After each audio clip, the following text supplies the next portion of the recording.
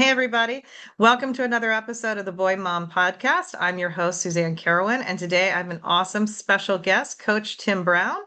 Thank you for joining us, Coach. Yeah, it's a pleasure. I like that title, the Boy Mom Podcast. That's right. Great It's a name. special bond between those mothers and sons. So, Oh, so Coach, you want to start with talking? Tell us about you. Tell us about kind of your family and your mom and your relationship that you've had and whatnot. And would love to kind of get into it.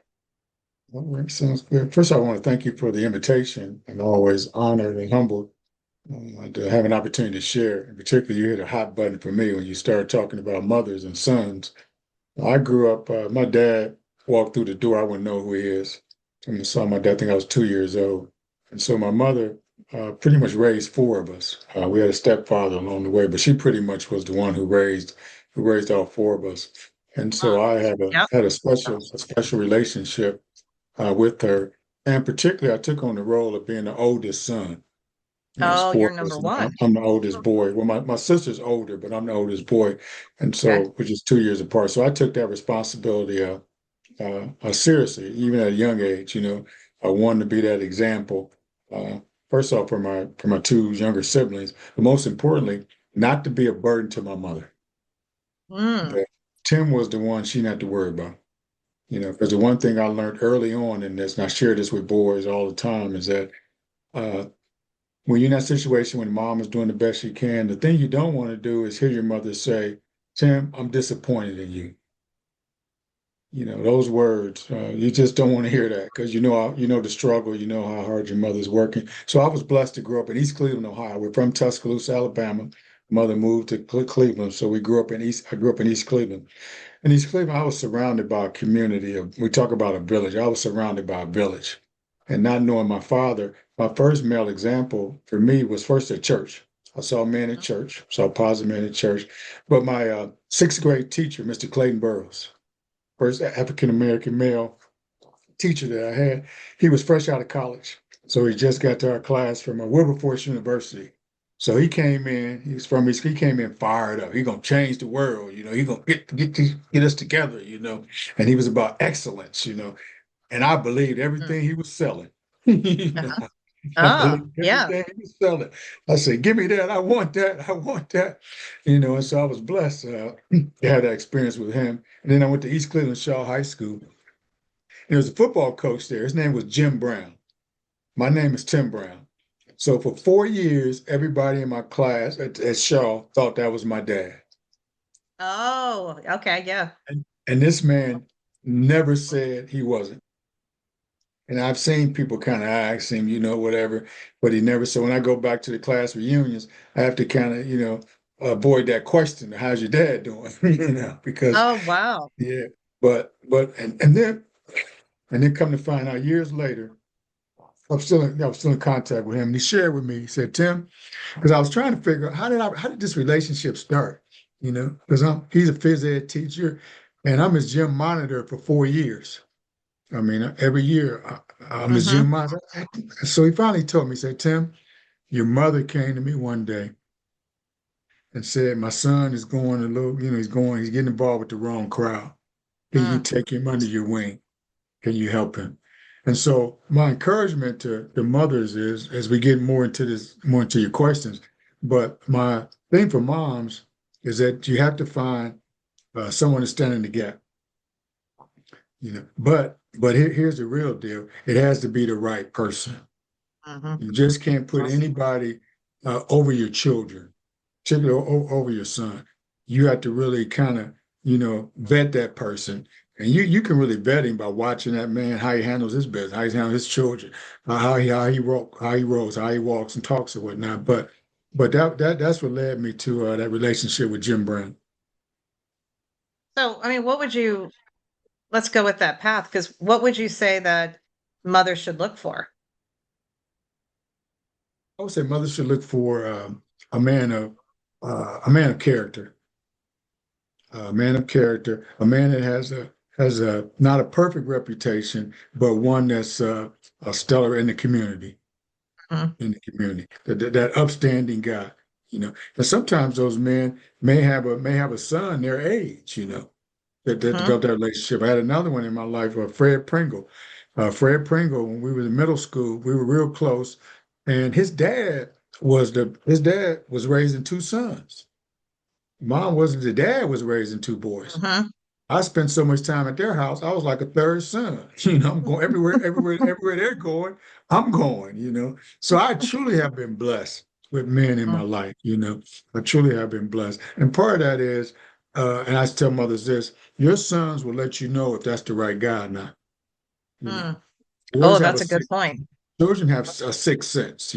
They kind of know, I don't know about him, you know. Yep. They'll let you know when you see him not wanting to go to practice or not wanting to play for that coach or for that man or whatnot. There's something that child is sensing.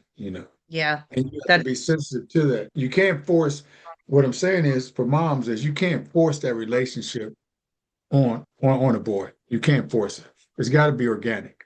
You can put him in, but what I do suggest, put him in positive situations. Put him in the right situations. Don't just put him in any sports league just because it's a league. Put him in the right environment. You want to make sure your son is in the right environment to get what you feel like he needs, and that's that male mentorship. The more so than that male. The most important thing for boys is male modeling. You know, mm-hmm. I tell Mm-hmm. people all the time, most thing boys learn is not taught. There's very few relationships where man, or especially if it's not the dad, where man sitting down over, teaching the boy. No, it's caught. It's caught. Boys are watching. Well, most of what I know growing up, I caught. Mr. Burroughs didn't sit down and talk to me about being a man and doing this and that. Jim Brown, Mr. Brown, Coach Brown never did that, but I watched. Mm-hmm. I watch. And that's how most boys learn. We learn by catching things. That's such a good point. But I just want to highlight that one and bold it because you said something really important, which I think is very difficult for mothers and ladies. Hopefully you can agree with me because we tend to be fixers and we want to fix it the way we want it and the way we understand. But what you said is really important that you got to give your son. I'm all about talking about giving sons some space. Like they have to have their space and you have to respect them. So if they tell you that this person is creepy or it's not the right coach or not the right thing. And to your point, they've got that inner gut feeling. Think about it. I think almost all women, if the daughter said to them, listen, something doesn't feel right, the mothers would listen. But somehow with the sons, sometimes they'll roll over them and they'll say, no, no, no, no, I think this is whatever. And a lot of times because they will defer to the mother, that they'll end up going with what she says because they don't want to disappoint. They tend to be really willing to please the mom. So I think that's a really important point because they will. My sons call it the creep factor, right? Or they just know like there's a coach they don't gel with. And I mean, my kids played lacrosse before we decided to move to Ohio, we actually went and like stood and watched the two coaches that they would ultimately hopefully play for in Ohio when we were at a tournament in Philadelphia to watch how they treated not just the parents, they didn't interact, but how they treated those boys on the team. To your point, watch the character building. What did we think those men were going to teach our sons? Was it positive coaching? All those things that, could they emulate them? So, We're watching. The other space where you'll find those kind of men is in church. mhm, It's in church. I mean, man. I went to church every Sunday as a child, and I watched those men. It was something about them, about those guys and their families. And so I didn't have that dad, but I saw them how they interacted with their children, how their children had that relationship with them, and I wanted that. I wanted that for my life. As I grew older, I wanted that kind of relationship. But also for boys, it's important that you're watching your mother, but also watching how just your mother's your best model for what kind of lady you're gonna marry. We say that about boys all the time. I mean, girls that they'll marry somebody like their dad. Because that's what they saw. So mhm. having a daughter, I was real sensitive how I treated my daughter. It was a queen, making sure that she knew she was loved and all that kind of. Boys need that same affirmation, but they also need, and girls too, but they need both children need both. So they need both. And they need a male model, that'll stand in that gap to kind of be that go-to person, so to speak. And the other thing about boys is, since we're on this boys thing, other thing about boys is that they have to have somebody that they don't want to disappoint either. Another good like a coach. They don't want to do anything, because the time the coaches put in with you, the sacrifice that coaches made to help you get better, and then you go out here and do something that you shouldn't do, and now coach is disappointed. Boys are all about a couple things. We're about competitiveness. We're going to compete. We're Mhm. definitely going to compete. No matter what it is, boys are competitors. But also, we really don't want to disappoint people. We're trying to please them. We're trying to please them. We're trying to honor them. Boy, we're trying to honor those men. And every day I wake up, I'm trying to honor Mr. Burroughs. I'm trying to be like him, trying to be like, never going to be like him because he had a whole other level, still at a whole other level. But just trying to get there. And I had a guy on the podcast, Taylor Smith. He shared that for the student, I would say the student can't be the teacher, but what the teacher can do is model for the student Mhm. what they can become. And that's why these boys need men in their life who can model for them, who can be that model for them. They can see something. A boy turns about 12 years old, 12, 13. He'll see a man in his life, he'll see a male, and he'll spend the rest of his life trying to be like that man. He'll spend the Mm. rest of his life trying to do that. That's how I am with Mr. Burroughs. I just keep going back to that, man. I want to be like Mr. Burroughs. That's why I do what I do. I want to pour into these young men the same way, boys, the same way Mr. Burroughs poured into me. So let me ask you this, because you do so much coaching, and I want to go back to something that you mentioned. And so I grew up in a household. I mean, I had a father, but he didn't go to church with us. He just wasn't, he worked all the time, just really wasn't around. So, and when I remember being a growing up in church and being like fascinated by men that go to church and pray, because I was like always fascinated by like, wow, because they do it in just a different way. And I know what you're saying there, but how do you work with boys and young men to get them to the point where they're actually adopting that and they're kind of learning to pray and they're making that part of, who they are, that kind of piece of it. I think the biggest thing for me has always been you have to meet a young man or boy where they are. You have to meet them where they are. Like if they're going to church. For example, I taught fifth grade boys for 6 years at Sunshine Christian Academy. So I had an all boys class. I had Sixth grade has 25, got to 30 be like boys. the Man, turning point of. who you telling? That was the most fun I ever had. That I ever had because first off, there's no girls in the room, so there's no Mhm. competition. I told the boy, ain't no boys in here. Who are you competing against? It's just boys. Yeah, okay, yeah. It's just boys. And so having that experience, I was able to because some of the boys came to Christian school, Sunshine Christian Academy. Their parents, family went to church. Had some boys that the parents would just bring them to the Christian school, they give them some morals, some values, but they weren't going to church. So I seen Okay. both. Yeah. So what happens in this, and what I learned in this is that one man plants, another one waters, but God gets the increase. And for God to get that increase, you have to meet these boys where they are. And it's about relationship. First and foremost, it's about relationship. My key to success in work with young people has been about developing that relationship. I just meet a guy wherever he's at. If he goes, a young boy, if he goes to church, it's fine. Doesn't, there's something that gives me a springboard. To me, that's an opportunity. That's what Jesus came for. He came for the Hmm. lost. So it Hmm. gives me an opportunity. But I have to do that by knowing that this guy's always watching me. I'm not perfect, by no means. No, not perfect. But I want to be that model. And so what I do in my coaching with young people is just meeting them where they are and understanding that they're going to stumble. See, only a man can understand the stumbling of a boy because I've been there. You Hmm. know? And when you're trying to find yourself, you're trying to fit in with everybody else, you're trying to do what everybody else does. And that's why I wrote the book about boys won't be boys. And people say, well, if they won't be boys, what will they be? I always get that's the $1 million question. But the title of that book is I did a flip on boys will be boys. Mm-hmm. Because we always say that's what boys do. Mm-hmm. Boys will be Mm-hmm. boys. Boys will be boys. So the question becomes is when do they stop being boys? When does that end? Or do we continue to use that excuse? Or they're Mm. just boys. That's what boys do. No, boys won't be boys. And so my thing is, and the tagline is empowering boys to live uncommon in a common world. Living uncommon in a common world. And what that means is that everybody's different and it's okay to be uncommon.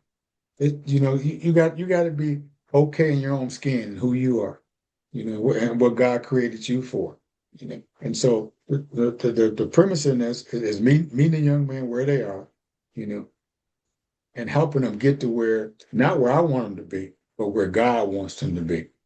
That relationship. And I've seen, and it's for some, it's taking some time to get them there, you know. And the reality is, we're all a work in progress. We're all there. But Amen to that. Yeah. I always tell young coaches and people working with boys, don't come in just from a biblical standpoint. Don't come in beating them upside the head with the Bible. Go and that's what happened back in the day. That's what a lot of young Mm-hmm. people turned off from church. Do Mm-hmm. this, you're going to hell. We forgot to tell them about forgiveness. We got to tell them about Jesus on the cross, how we're all the sinners, all have sinned and fall short of the glory of God. And sometimes, and I tell coaches as well, when you work with young people, you got to be transparent. You know, you can't be fake because they got that sense. Now, you don't tell them your whole story now. Well, I ain't telling them everything. Now, some stuff they don't need to know about. But the reality, the transfer, I told the boy, we're talking about me and I was sharing about my mom and raising 4 kids and all that by herself. This little sixth grade boy, I remember I could see his face right now. He came up to me, he gave me a hug. He said, "Mr. Brown, you okay?" Oh, yeah. That because that age is so precious because they are It is. they are becoming like they're still so they're still so tender and they've got that Oh, innocence, man. right? But then Oh, they're man. starting to go towards, manhood. And so they're in betwixt Yeah, and between, but they still that openness that they have right, and the eagerness to please and get excited. right, So right. oh, that's yeah. Oh, that's great. But yes, I think sometimes people forget that boys can be so empathetic, right? They can Yeah. be so caring and giving and supportive. So you're with your mom. How did you pray with your mom? Like where did that come into your household? Like, do you remember her from that standpoint and doing Watch, that? Like, how watch, did she, watching her pray. My mother slept with that Bible open. I could see her with that Bible well, open. she I was could probably see her exhausted with with four that, of you, right? She yeah, just with fell that, asleep with the thing open. She said, with Lord, that let me. Bible open. That's it. That's it. I could see that with that Bible open. And I go back to the fact that a lot of things aren't taught, for boys. That they're caught, they're watching. Yeah, I like And that. so A caught. therefore, so I watch my mother, with that Bible open. I watch my mother praying, I watch my mother. And so every night, no matter where I am, all my life, I've always, mother introduced us to the Lord's Prayer. So every night I'm on my knees saying the Lord's on my knees before I go to bed, even at this age, on my knees praying, on my knees praying. I got that from my mother. I got that from my mother. Before you lay your head down, we need to thank the Lord, for this day and all that. So that was the model. That was the example that I saw her just laying us before the Lord. Now, when you're young, you don't know really what's really going on. Mm-hmm. But I do know that Bible was right there. I Mm-hmm. do know that my mother had that relationship with the Lord. So I saw that. I saw that. And like I said, every night we would pray. As a family, we would pray. Growing up, we're younger. So the best part of the most important time to get that in a boy when a child appears when they're young. Yeah. Bible says, train up a child in the way they should go. When they're old, they won't depart. But you got to get them in there when they're young. Mm-hmm. The so you literally get down on your knees, is what you're saying. You're literally, Oh no, I ain't playing with this thing. I know how good God has been. yeah. I know how good God has been, and I know how important it is for being with FCA, walking in schools, or just doing what I do with the boys with book groups. You got to be prayed up going in these situations in these buildings. You got to be prayed up. Because there's so many spirits in these schools, so many spirits that are around. You have to be prayed up. You have to be prayed up. So I mean, since you've coached for a good number of decades there, I mean, what do you see as the difference now in boys? What, I mean, do you think that they've changed or you think it's just harder now? Or what's your take on that? What we're experiencing now That's for a great, boys in society? that's a great question. It's a great question. As I look back on this, and I'm glad you asked that. Uh, I think what we're taking away from boys, a couple of things, is a work ethic. You know, Mm, it's just we just made it too easy for young men, and young men want to they want to work. They want to, it's in us to work. It's in us to work. We're not looking to be given anything. You know, yeah. that's in a man's DNA. So that work ethic is kind of slipping a little bit. But the other thing is in schools, you remember back in the day, you know, the best class for any boy, any young man was wood shop, was shop, Mm, was shop. It was shop. You know, that's what we called it. We called it shop. And then we had this thing in the 80s, in the 80s where we took, if you go to schools now, there's no more shop classes. took it all out. They took it all out. See, boys, what's happening to young men is boys have to work with their hands. We want to work with our hands, you know. I guarantee you, we put shot, and it's starting to come back. They're starting to put it back Mhm. in, but we lost a whole generation or two because we've taken that away from young men. That work ethic, you know, that working with your hands, you know, knowing that you gotta. It's okay to have some calluses on your hands, you know. That's what guys do. Have some rough Yeah, hands, you know. it makes But that's sense. Yeah. and plus there's skills. There's skills that you can use for the rest. I'm one of them 80s kids, you know, one of them 70s, Hmm. 80s kids. I don't know how to do anything, you know. Mm, But if you back up a generation, oh, those men could fix everything. yeah. They Yeah. could, they could, they could build a house. They can build a Hmm. house. You know? They can build. They never called anybody. Nobody ever came to the house to fix anything. They That's could true. do it. And so what happened to me, and with the without having that dad or having those type of men at the home in your life, it goes back to you can't be what you can't see. You know. So I think that work ethic, that work with your hands, uh, that's missing. But here's the good side. You know, we always talk about what's missing, what's lacking in boys. You know, but you said it well. There's some young men who have a lot of empathy now. Hmm. See, That's true. back in the day, boys were always taught to be hard Hmm. and cry, suck it up. I heard all that stuff. That man, you a man, you got to be tough. You got to be tough. Hmm. And so, but what you're seeing young men now is what's happening now is you're seeing a balance now, Hmm. where it's Yeah. okay to cry. It's okay to hug a man. Back in the day, you would never hug a man. Chuck That's a good would. point. Yeah. Good You point. know, Yeah. you would never tell a man that you love him. I love you, brother. Come on, man. There's no way that would come out your mouth towards a man because somebody be looking at you like, wait a minute, now, what's wrong with him? What's wrong with Uh-huh. him? He okay? Right. Right. You Right. know? But so that's the other side of this thing. That's the other side that boys are becoming more emotional and dealing with their mental side instead of having, Yeah. as a man, you were taught to hold everything inside. Yeah. Bottle it up. Friends, it's You got to horrible for you. bottle it up. And so what's happening now is you have some young men who are okay with being uncommon, okay with being uncommon. So it goes both ways. So there's some things that are lacking, but same, and even those things that are lacking, they can be retaught. That work ethic, that work with you, that's coming back. All that. But you can never lose. I don't want us to ever lose the boys can never lose that empathy side. That caring side, caring for one another, being able to and caring for each other as men. Suzanne, you're seeing more men's groups than you ever seen before in your life. You're seeing Yeah. men getting together having Bible studies. Men, I never heard of a men's Bible study, growing up. But you're seeing Hmm. men getting together having men's Bible study. You're seeing like these boys groups able to do. You never saw that where boys, all boys groups. No, Yep. so you looking at you get a bunch of boys together, you're like, well, what's going on here? But Well, what I you're mean, seeing now you is bring up you're a good seeing point. boys. They used to have they used to have boys' schools and they used to have both, right? And then there were like no more boys' schools. All the girls came in, but girls still kept their schools, right? So then, and then now you're kind of seeing that kind of come back to say, well, maybe there is something about fellowship, and we need both. Like that would be good if we had both of these things. But men do need their space. Boys need their space. They need that time together. But you're right, we haven't allowed that to happen in a long time, right? And now, I mean, I'll tell you, each week I see more young men coming to church every Mhm. week. More men Yeah. start coming in, Yeah. young men come in.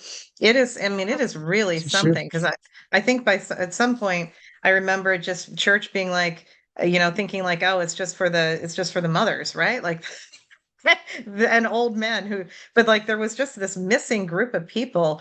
And each week I see more and more men come back. And I mean, 3 weeks later, here comes the young women, right? So I mean, the That's men, how it there's works. something's coming in there that they're like, hey, we should lead, to your point.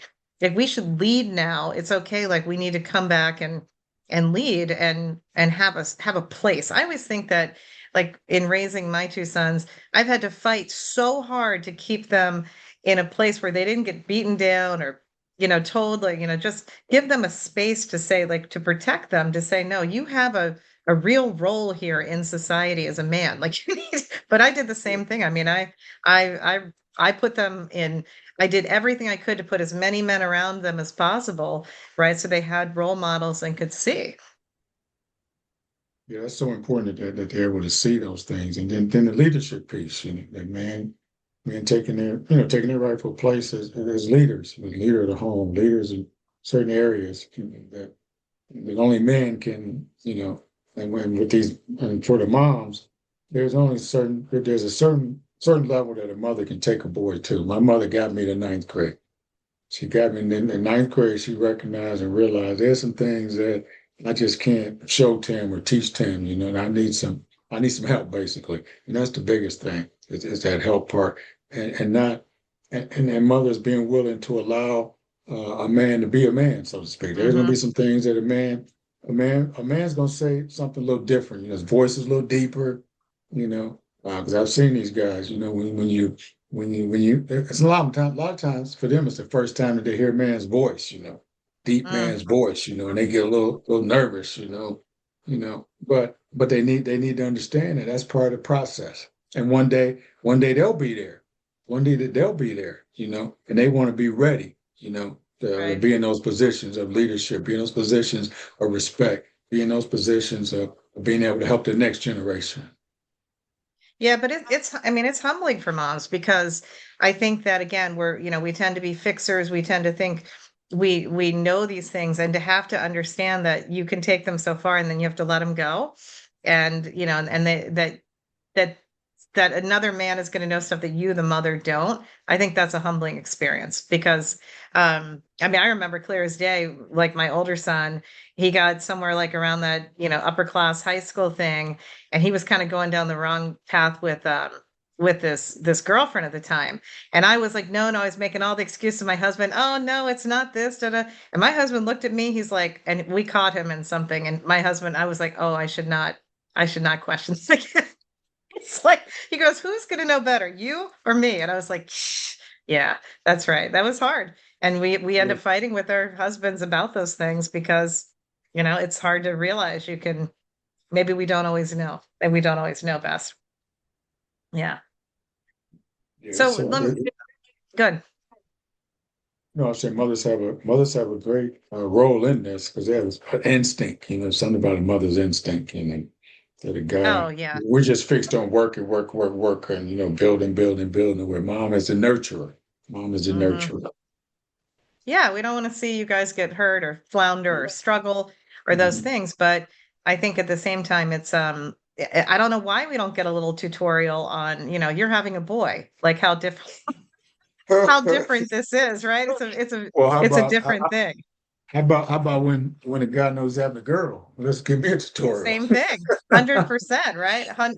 Without a shadow of a doubt, right? All the men I know that have girls are like, "Whoa, this is like a different," right? Like I don't even understand It's the different. process of the thinking. Yeah, it's just different. It is just Yeah. 100% different. The so I mean, in terms of what you're now doing, right? So I know you've got your boys, won't be boys, but tell us a little bit more. So this is a book that we can all get. Yes. And what I do now with the book is basically set up for a book club. So there's Oh, book okay. clubs at schools where schools are using the book. It's 8 chapters and everything's something uncommon. So we'll start with the uncommon foundation, having a solid, and you and our foundation is in Jesus Christ. That's our, you Hmm. got to have an uncommon. Then you have to have an uncommon identity. You have to protect your name. You got to know the value of your name. for boys. They got to understand that. And then we talk about uncommon swag. It's not the clothes you wear, what's inside of you. Then we talk about having uncommon friends. You just can't be with anybody. Mhm. And then we talk about uncommon character, what you do when nobody, all these are chapters in the book. And then we get to uncommon relationships. That whole girl talk. You have to understand it, Mhm. guys. You have to see a lot of times we tell girls that, stay away from that guy. All he wants is it, stay away. Mhm. But who tells boys that, and so we talk about that. We talk about that in the book. You have to value yourself as well. You got to value Mhm. you as well. You're valuable. And then we talk about uncommon sense, which is really uncommon sense is really just common sense. We boys, so many Not great common boys, anymore, right? that's it right there. That's why we talk about Mhm. that common sense. And the last thing, chapter 8, most important one for me, is an uncommon reward. And what that is, all men are about, even young boys, when they go, all they're about is respect. Men are just about respect. But in the book, so you got to get all these other pieces down first. You got to get your name right. You got to have good character. You got to have good friends before you can get to that respect part. But guys want to just jump right to the respect part. So in the book, I talk about in that chapter, people, I've been married for 40 plus years, I have 3 children. And my question is, does my wife and children have to respect me? You know. And guys say, yeah, yeah, Mr. Brown. I say, no, they don't. No, they don't. Because I had to earn that respect. I had to Mhm. earn that respect by taking myself to work every day, making sure when it gets a little cold that the heat is on, I earned that respect when TJ was young. He can open up the refrigerator and it's a smorgasbord in there. Whatever you want, son. I had to earn that respect. And then it was so good. Open the freezer, there's ice cream sandwich in there. Mhm. But I tell guys respect is earned. It's earned over time, and that's the principle. So at the end of each chapter, there's a question. There's question discussion questions. And so it's a good read for a mom and a son to go through. You know, it's a good read for a father Mhm. and a son to go through, where they can go through the chapters and then they could go through a chapter and then discuss the question at the end of the chapter. And I've gotten some just feedback from parents, moms and dads, about the value. This is a conversation. It's a way to start a conversation. And I have a lot of experience with boys. That's why I love this. I raised 2 sons Yeah. and I taught fifth grade boys. So I kind of got a pretty good idea working with Fellowship of Christian Athletes on the mindset of a young man. But I do know this: you got to catch them in that fourth. To me, that fourth, fifth grade is the sweet spot. Yeah. That's the sweet spot. Now on the back end, it can still happen for them, but that fourth, fifth, you get that fourth, fifth grade, that's the sweet spot. We did. I talk in the book about if you notice, Jewish people, if you're Jewish, right, they have it down. That bar mitzvah is cold blooded. That Mhm. bar mitzvah at 13 years old ain't no joke. It Mhm. ain't no joke because they know their history, they know who they are. And then that's the age of accountability. It's the Yep. age of accountability. Now, don't get me wrong, that they ain't just thrown out there to do whatever, they're still under somebody, but now they begin to thinking about, hey, I'm at an age now, I'm accountable. I'm accountable. And then so our son went to a school and we had a lot of the boys were Jewish, and so I went to a nut bar mitzvahs. And boy, they had Yep. that $13 It's impressive, plus, right? Yeah, It's impressive. you had to bring some cash in there for not long. Mhm. But the cash was not to buy Nike tennis shoes. It was Mhm. not to buy the latest fashion. That was their start of their investing. The Yep. endowment. And then the next age, and I always tell parents this: 13 is a big one, but I miss 16. So I called and I see 16 is so important because when you're 16, you're either a sophomore or junior in high school. You rock. And by then, you know where you stand. You kind of know Mhm. your luck. You know if you're the top athlete, you know if you're the man, if the girls like you or whatever. So by then you know that. So 16 is so important to remind those young men that if you are blessed, in those situations, don't mess that thing up. Keep building, keep growing. And if you're not, don't worry about it. You're good. Just keep doing what you're doing. Keep doing what you're doing. Stay focused, keep grinding. And then, of course, we know 18 is the next milestone. Yeah, it's a That's big the one. age of accountability and responsibility. You're really responsible then because mama can't sign that permission slip anymore. Mm-mm. You can sign yourself Mm-mm. out. You get in trouble. Mama Mhm. can't come get you out of this one. Yeah. at big 18. trouble. So Yeah.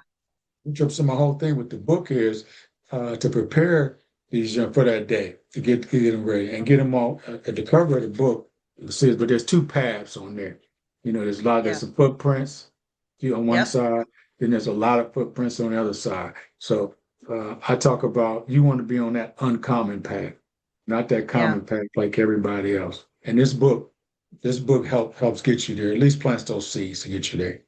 Well, I love that you can do it in a book group format or just one on one and just getting you thinking and talking. Because again, boys are always not the most chatty about stuff. And that's something that we hear all the time. Mothers get very worried about that middle school years. How come they got so quiet? What happened? And, how do we get them to communicate and et cetera?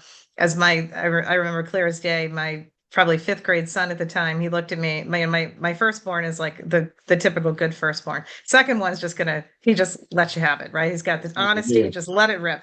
And Right. about fifth grade, I was like on him, and he goes, I'm just watching your lips move. I'm not hearing anything you're saying, right? Because tuned down because he's like, that's not how he takes in information. He doesn't want to hear it. He just put his foot down, et cetera. And it's so true. So you got to have a different path there. I was going to ask you two things. So one, so when I have I have no doubt that you respected your mother to the utmost amount. How did you know when she respected you? How did you know that? Or do you feel like she always did? Or was that just built in or It's a great question. I think she knew that I respected her by being a good person, being a good son, not not getting in trouble, mm-hmm. not getting in trouble. That's where that respect thing came in. See, back in our day, is when your mom told you to do something, you didn't question it. You just did whatever mom said do. I Mm-hmm. mean, it First wasn't time, like, right? yeah, it's not like the first time, like you're gonna Google and see if that's the right way to do something or should I do it another way. Yeah. No, what mom said do, you did it the first time, and that was because of respect.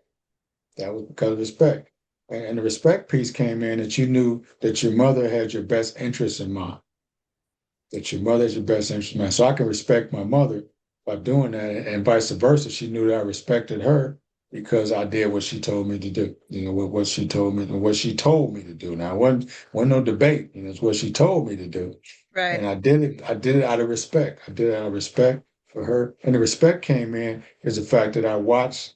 And this is for single mothers. When boys watching how hard you're working, they're watching how hard you work. So they're gonna show you respect. I show my mother respect by taking myself to school, getting good grades. That was my way. Mm-hmm. And I think you asked the question, but I think it's more than just respect. See, the Bible says, honor thy father and mother. It's to me, it was more than just respecting my mother. I showed her respect. I honored my mother. And that's what I try to get these young boys to understand. You got to honor your mother and everything you do. You don't want to be that one when mom's sick or mom's on her way to heaven, about to go to glory, and you the one saying, wish I would have said, wish I would have said this. I had no Mm-hmm. regrets. I had no regrets, no. I know me and my brother and sisters, I know we honored our mother. We took that thing beyond respect. It's Mm-hmm. about honoring. It's about honoring her. And she knew that we honored her, and everything that we said and did was in her honor. You Yeah. were talking about Right. in her Yeah. honor. Oh, In I her love honor. that. So kind of on the other side. And by the way, I always think in the Bible, the story of when Mary and Jesus are at the wedding at Canaan, right? And she says about the wine, like, and she says to the people, do what he says. Like she's showing like that she's not that she's One. subservient, she's still the mother, but then she's saying, I'm respecting his way. Let's go support him. I think that's such a powerful story for us to remember. And he was, look, I mean, I would have wanted to kill Jesus for like, all of a sudden you don't know where he is and you find he's in the temple preaching, but he was 13, right? So, I mean, you can do a lot more. I think sometimes we don't realize how much boys can actually do and Mhm. handle as mothers. Like it's amazing. So if they have that role model and they put him to task and they test the mettle, that's really good for them as well. All right, last question I want to ask on something you said previously in the book is talk to me a little bit more about that. knowing your last name, like knowing what that last name is for. And I love that because my favorite Hall of Fame acceptance speech of all time is Jerome Bettis. And he talks about his last name. And he's like, his father basically said, I didn't give you much, but I gave you a good last name. Don't mess it up. Right. So what do you do with boys when you talk about the meaning of that last name? It's ironic. We just had a session today about that with some high school and middle school boys. With Jerome And Bettis yeah, not with or the, Jerome, but okay. these are high school guys. But we talked about how important that name is. First off, we talk about the origin of the name. You have to know that this name was not true. It was given to you. You know, Mm-hmm. it was passed on to you. It's the origin of the name. Secondly, we talked about a couple of things. One is, and I always tell my boys this, is that you have to protect the name. You have to protect the name. You can't, and that's what we talk about in the book. You have to protect the name. You can't do anything to mess up the name because it was given to you. It's a powerful name, you know, and we know a good name is better than riches, you know. So you got to protect that name. And then the other piece in that about the name, the value of the name is you have to add value to the name, you know. You got to take the name to another level, you know. I've been involved in sports, man. Why we started take every said girls AAU basketball program in the '80s, you know, before I was even into basketball. So my son, TJ, well, first of all, yeah, my son, oldest boy, he took this sports basketball to another level. I coached, did all that, high school, AAU, and all that. TJ works in the NBA. He's in the Mm, front office of an NBA team. He took this thing, he added value to the name. So he's Tim Brown Jr. So when mm-hmm. people they don't even ask me no more for tickets or whatever, can I get in touch with your son? Can he help me get a job in the league and all this? I'm like, wait a minute, Right, now, hold right. on, you know? Yeah. You But just he know took the somebody. name. Right. Yeah, nobody now, but he took the name, and that's the thing about your name. You have to add value to the name. Mm-hmm. My daughter, she played college basketball, high school basketball, college basketball. She coached high school basketball, and she had the nerve to be a grad assistant at Purdue in the Big Ten. She done took this thing another level. So Yeah. now, me and my wife, we get to travel to all them Big Ten arenas I've been wanting to go in. Yeah, You know, right. I'm going Oh, to how fun is Michigan. that? I'm going to Chrysler Arena. You know, I'm going to Yeah. Indiana. You know, I'm going to Purdue. You know, all that, adding value to the Yeah. name.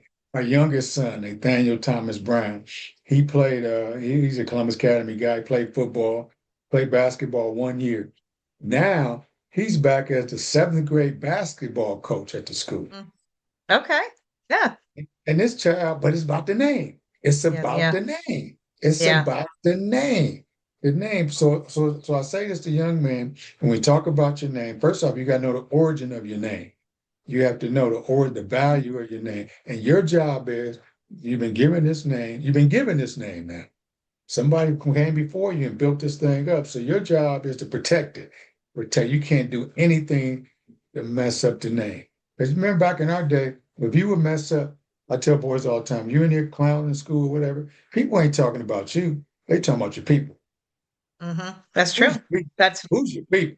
Who's letting you? Now I don't know. yeah. Where'd you Wait a minute, come who's from? your people? Mm-hmm. Yeah, where you come? Yep. Who's your people? Who's your people?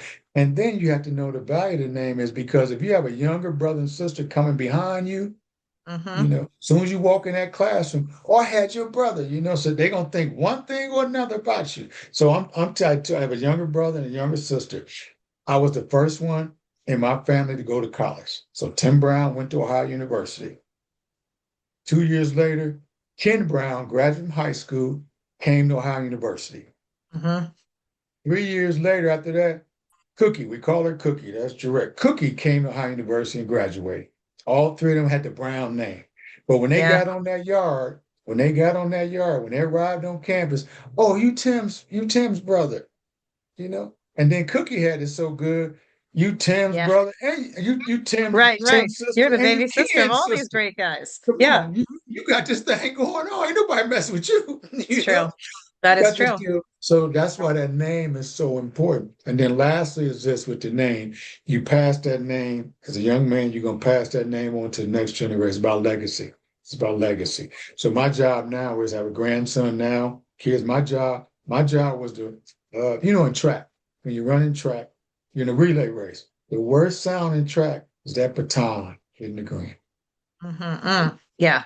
I ain't never seen anybody run back, grab that baton, and win the race. That ain't gonna happen. So your job is, mine is, I got to get that baton to the next generation. I have to get it to the next generation, you know. And I had to hang in this fight so I can get that baton to my grandson, Austin. I had to get it to the next generation. And my sons and all of you got to pass that baton. That's why that name is so important. It's so important. You got to add value to it, you got to protect it, and you got to get it to the next generation. You got to get it right to the next generation. Don't mess this thing up.